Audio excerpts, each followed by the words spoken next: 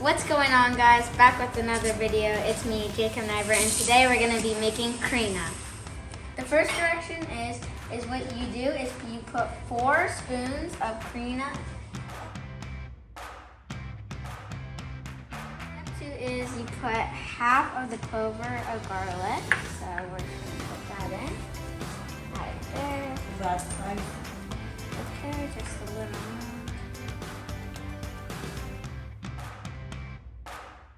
And the next step is I'm going to pour this, half of it. The next step is you got about this much salt and you put it.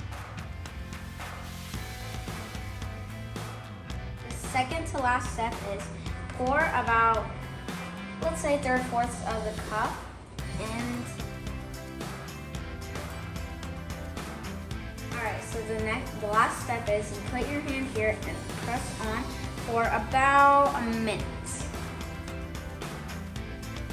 That was enough blending. Now we're gonna take this off, okay? Put it off to the side and let's try it. It's so good. But if you want to make it thicker, you can put it in the fridge for a day. Alright, see you guys later.